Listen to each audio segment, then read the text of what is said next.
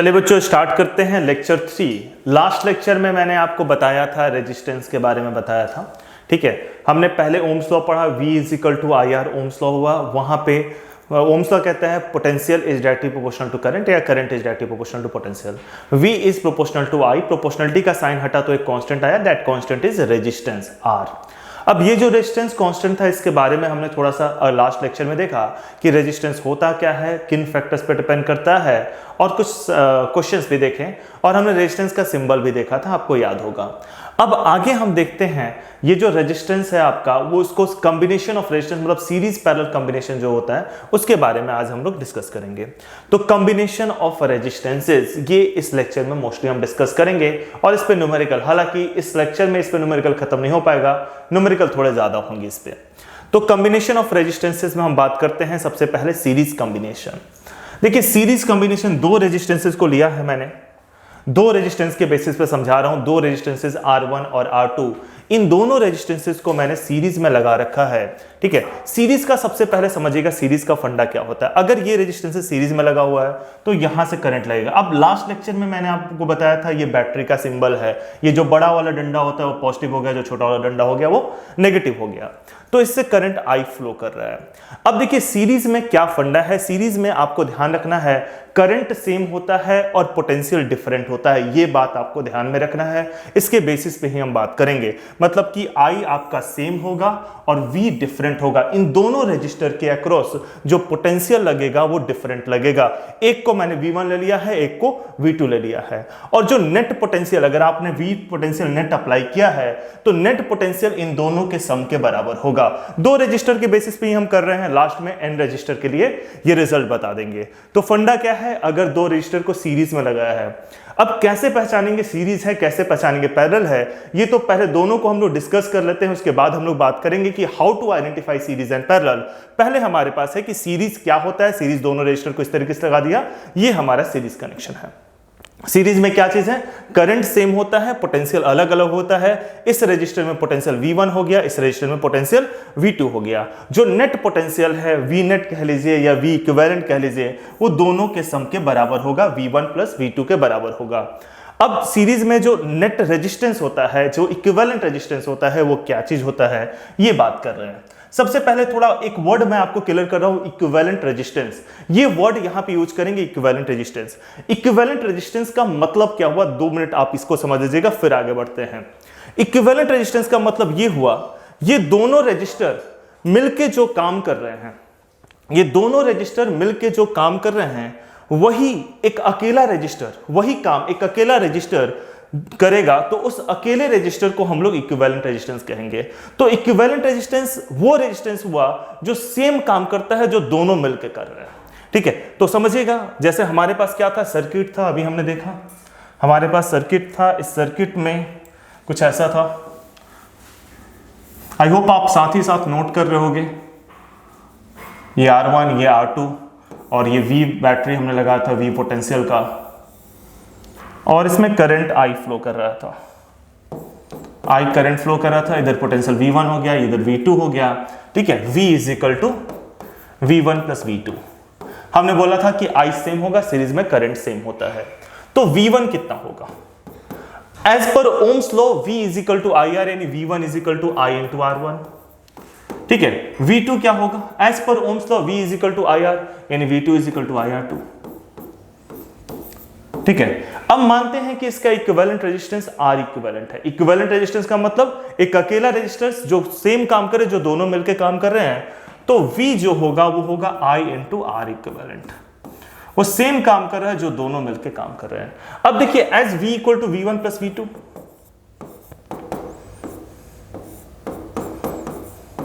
तो हम क्या लिख सकते हैं, I into R equivalent is equal to I into R1 plus I into R2। I common ले लीजिए, कैंसिल कर दीजिए, I into R equivalent is equal to I into R1 plus I into R2। Sorry, common ले लेते हैं हम लोग इसमें,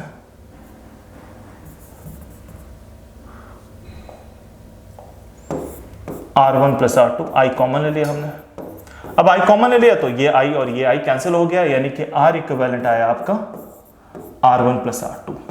ये जो आर इक्विवेलेंट आया है ये दो रजिस्टर के लिए, दो रजिस्टर के लिए आर इक्विवेलेंट हमारा R1 प्लस R2 आ गया। अब यही बात अगर दो की जगह तीन रजिस्टर होते तो R1 plus R2 plus R3 हो जाता। यानी पहले तो आपको ये डेरिवेशन पता होना चाहिए, क्योंकि आपसे पूछा जाता है question derive expression for equivalent resistance.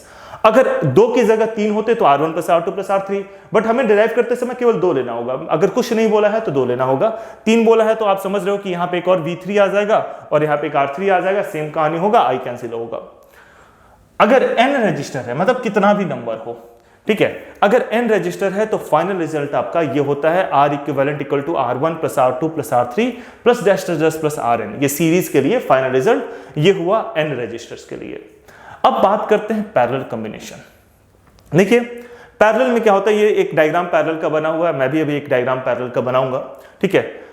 तो पैरेलल में आपका करंट डिवाइड होता है। अब समझिएगा यहां से अगर करंट निकल रहा है, यहां से अगर करंट आई निकल रहा है तो ये आई करंट यहां पे डिवाइड हो गया, इधर I1 गया, इधर I2 गया, इधर I1 गया, इधर I2 गया, मतलब दोनों में करंट अलग अलग होगा। अगर तीसरा रजिस्टर होता तो उसमें भी करंट अलग होता। तो पैरेलल में करंट डिवाइड हो जाता है, अनलाइक सीरीज। सीरीज में क्या था, करंट सेम था, ठीक है, पोटेंशियल डिवाइड होता था, लेकिन पैरेलल में क्या हो रहा है, करंट डिवाइड होता है और पोटेंशियल सेम होता है। पैरेलल में हमेशा पोटेंशियल सेम होता है। तो यही बात हम कहेंगे कि इन पैरेलल, ठीक है, potential in parallel combination, sorry यहाँ पे कॉमा मिसिंग है, ठीक है, in parallel combination potential across each resistor is same and equal to the net potential. हर एक रजिस्टर के अक्रॉस पोटेंशियल सेम होगा और नेट पोटेंशियल के बराबर होगा। मतलब अगर आपने पोटेंशियल V अप्लाई किया है तो इसके अक्रॉस भी V होगा, इसके अक्रॉस भी V होगा। इन अदर वर्ड्स V1 भी V होगा, V2 भी V होगा, अगर V3 होता तो वो भी V होता। पैरेलल में जितने भी पोटेंशियल है वो सारे इक्वल होते हैं और वो नेट पोटेंशियल के बराबर होते हैं। लेकिन सीरीज में क्या होता है, ठीक है, पोटेंशियल डिवाइड होता है। खैर वो तो हमने देख लिया।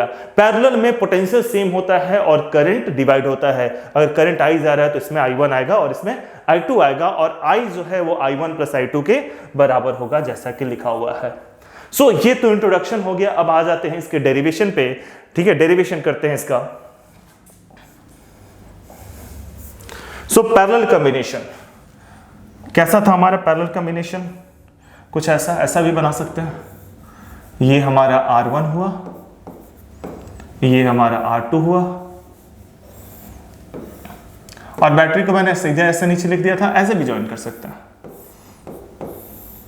ये हमारा V बैटरी हुआ, सॉरी, यहां से करंट I जा रहा, ये I करंट, ये I करंट यहां पे आएगा, डिवाइड होगा, इधर I1 जाएगा और इधर I2 जाएगा, और I is equal to I1 plus I2, but potential same होगा। इसके अक्रॉस भी V होगा और इसके अक्रॉस भी V होगा। ये डायग्राम हमने देख लिया था अभी अभी, ठीक है, दोनों के अक्रॉस V होगा। सो मैं लिख सकता हूं, अगर मैं रजिस्टर R1 की बात कर रहा हूं, अक्रॉस R1, अगर मैं R1 की बात कर रहा हूं तो क्या ये बात मैं लिख सकता हूं, R1 के across V is equal to I1 R1, I1 R1। ऐसा क्यों, क्योंकि V is equal to IR होता है। अब जो पोटेंशियल फर्स्ट के अक्रॉस है वही सेकंड के अक्रॉस है, वही थर्ड के अक्रॉस है, वही नेट पोटेंशियल है, ठीक है, अगर थर्ड हो रहा तो V1 is equal to I1 into R1, लेकिन पोटेंशियल सेम है, यानी V equal to I1 into R1। यहां से हम कह सकते हैं कि आपका I1 जो होगा वो होगा V बाई R1, ये R1 के अक्रॉस हो गया। सिमिलरली अगर हम R2 को देखते हैं तो R2 के अक्रॉस क्या कह सकते हैं, V is equal to I2 into R2, ठीक है, यानी कि I2 इज इक्वल टू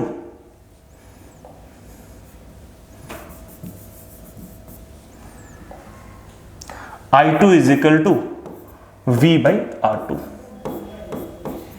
और अगर हम R इक्विवेलेंट की बात करते हैं, R इक्विवेलेंट की बात करते हैं, मतलब ओवरऑल देखते हैं, तो ओवरऑल का रेजिस्टेंस R इक्विवेलेंट मान लेते हैं, और इसमें हम लिख सकते हैं V is equal to I into R equivalent. तो यहां से हम निकाल सकते हैं I is equal to V by R equivalent. So जैसा कि मैंने पहले डिस्कस किया कि पैरेलल में करंट डिवाइड होता है। अगर इसे थोड़ा, सॉरी, ये I इधर लिख देता हूं मैं, हाँ, पैरेलल में आपका करंट डिवाइड होता है। तो मतलब ये करंट आई आ रहा है, इधर I1 जा रहा है, इधर I2 जा रहा है, तो जो नेट करंट आई होगा वो होगा आपका, नेट करंट आई जो होगा ये होगा आपका I1 प्लस I2। अब आपके पास I1 दे रखा है, आपने I1 का वैल्यू निकाल लिया है, I2 का वैल्यू निकाल लिया, I का वैल्यू निकाल लिया, इसमें पुट करते हैं तो V by R equivalent is equal to V by R1 plus V by R2। और एज इसको अगर हम सॉल्व करते हैं तो समझिएगा, इस पूरे इक्वेशन को अगर मैं सॉल्व करता हूं, V कॉमन ले लूंगा, V by R equivalent is equal to, V common ले लिया 1 by R1 plus 1 by R2, V cancel कर देते हैं, तो जो नेट पोटेंशियल है आपका यानी कि V नेट, सॉरी जो नेट रेजिस्टेंस है आपका यानी कि 1 बाई आर इक्विवेलेंट, ये आएगा आपका 1 by R1 plus 1 by R2। सो ये आपका डेरिवेशन हो गया। जो नेट पोटेंशियल है, जो नेट रेजिस्टेंस है, जो इक्विवेलेंट रेजिस्टेंस है, वो 1 by R1 plus 1 by R equivalent equal to 1 by R1 plus 1 by R2 आया है। सिंपली आर इक्विवेलेंट अगर आप निकालना चाहते हो तो R equivalent equal to R1 R2 by R1 plus R2, ये आएगा आपका। अब इस बात को ऐसे भी समझिएगा आप, आपने आर इक्विवेलेंट का वैल्यू निकाल लिया R1 R2 by R1 plus R2 या 1 by R equivalent equal to 1 by R1 plus 1 by R2। अगर 2 रजिस्टर की जगह 3 रजिस्टर होते तो आप इस चीज को ऐसे बोल सकते थे 1 by R equivalent equal to 1 by R1 plus 1 by R2 plus 1 by R3 अगर 3 रजिस्टर होते हैं। और अगर n रजिस्टर होते तो आप इसे बोल सकते हो 1 by R equivalent equal to 1 by R1 plus 1 by R2 plus 1 by R3 plus testers plus 1 by Rn। इस तरीके से आप बोल सकते हो फॉर n रजिस्टर के लिए, जो कि रिजल्ट मैंने आपका लिखा हुआ है। तो आप यहां तक नोट डाउन कर लीजिए और इसके बेसिस पे कुछ क्वेश्चंस होते हैं, ठीक है, उन क्वेश्चंस को अब हम लोग देखते हैं। आप यहां तक इसे नोट डाउन कर लीजिए। सो क्वेश्चन है आपके पास, पहला क्वेश्चन है आपके पास, find equivalent resistance between A and B. A और बी के बीच में इक्विवेलेंट रेजिस्टेंस निकालना है। अब देखिए क्वेश्चन ये अराइज होता है कि सीरीज है कि पैरेलल है। अभी तो आपको जो क्वेश्चन कराऊंगा इस लेक्चर में, जो 2-3 क्वेश्चन देखेंगे उनमें सिंपली आपको सीरीज और पैरेलल दिख जाएगा। बट थोड़ा कॉम्प्लिकेशन में कैसे आइडेंटिफाई करेंगे सीरीज और पैरेलल को, जब वो अगले लेक्चर में आऊंगा वहां पे आऊंगा तो मैं आपको बता दूंगा कि कैसे सीरीज और पैरेलल आइडेंटिफाई करते हैं जब थोड़ा कॉम्प्लिकेटेड सा सर्किट हो जाता है। यहाँ पे तो क्लियरली आपको दिख रहा होगा कि ये पैरेलल में है, 3 ओम 3 ओम और 3 ओम, ये तीनों पैरेलल में है। आपको इक्विवेलेंट रेजिस्टेंस निकालना है, आर इक्विवेलेंट निकालना है। तो देखिए आर इक्विवेलेंट होगा आपका 1 by R equivalent is equal to 1 by R1, parallel में यही होता है result, 1 by R1 plus 1 by R2 plus 1 by R3। अब इस केस में आपका R1 भी 3 ओम है, R2 भी 3 ओम है और R3 भी 3 ओम है। तो 1 by R equivalent is equal to 1 by 3 plus 1 by 3 plus 1 by 3, और ये हो जाएगा आपका 1 by 3 plus 1 by 3 plus 1 by 3, मतलब कि 3 बाई 3 यानी कि 1, ये हो गया 1, यानी कि आर इक्विवेलेंट आपका होगा 1 ओम। सो सिंपल सा आंसर हो गया इसका, नेट रेजिस्टेंस निकालना था और वो आया आपका 1 ओम। सो इसे आप पॉज करके नोट कर सकते हैं। आगे बढ़ते हैं हम लोग। अगला क्वेश्चन है आपका find equivalent resistance between A and B. यहां पे भी आपको दिख जाएगा सीरीज और पैरेलल।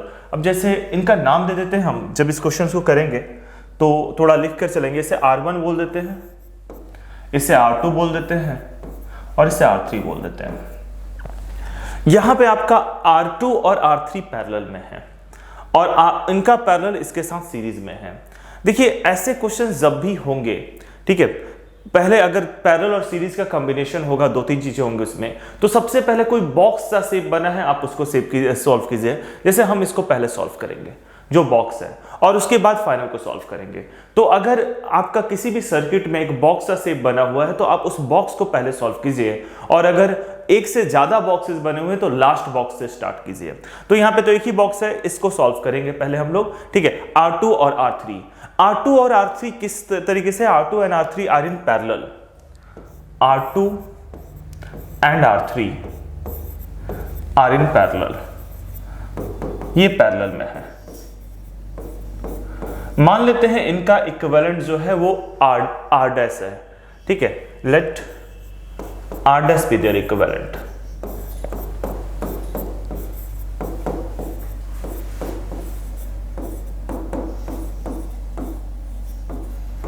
तो आर डैश क्या होगा आपका, आर डैश आप कैसे लिखोगे, 1 by R dash is equal to 1 by R2 plus 1 by R3, यानी कि 1 by R dash is equal to 1 by 4 plus 1 by 3। अब ये कुछ एग्जैक्ट सा वैल्यू नहीं आएगा, बट जो भी आएगा हम इसे कैरी करेंगे। 4 और 3 का एलसीएम जो है वो होगा 12 और इधर 3 ये प्लस 4, यानी कि 7 बाई 12, यानी कि आर डैश होगा आपका 12 बाई 7 ओम, 7 ओम। आप इसे नोट कर लीजिए। अभी तक हमने जो किया है वो केवल इसको सॉल्व किया है, इस सर्किट को सॉल्व किया है, भी कंप्लीट नहीं सॉल्व किया है, केवल इसको सॉल्व किया है। R2 और R3 पैरेलल में है तो इसका इक्विवेलेंट क्या होगा, इसको सॉल्व किया हमने, ठीक है। अब इसे सॉल्व करने के बाद आप बोर्ड एग्जाम में भी इसे सॉल्व करने के बाद एक और सर्किट बनाओगे फिर से।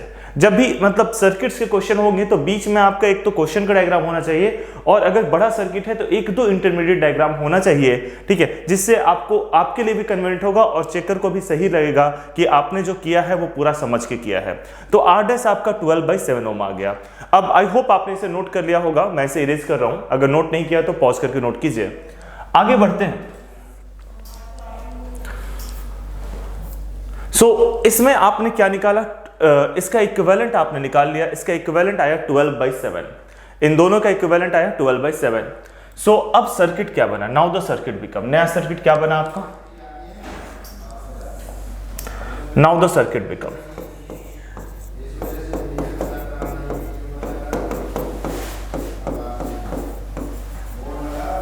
नया सर्किट क्या बना आपका, एक देखिए एक 2 ओम है और एक जो है अगला बना वो आर डैश बना, आर डैश का वैल्यू आपने निकाल लिया 12 बाई 7 ओम, अगला आपका आर डैश बना, ठीक है।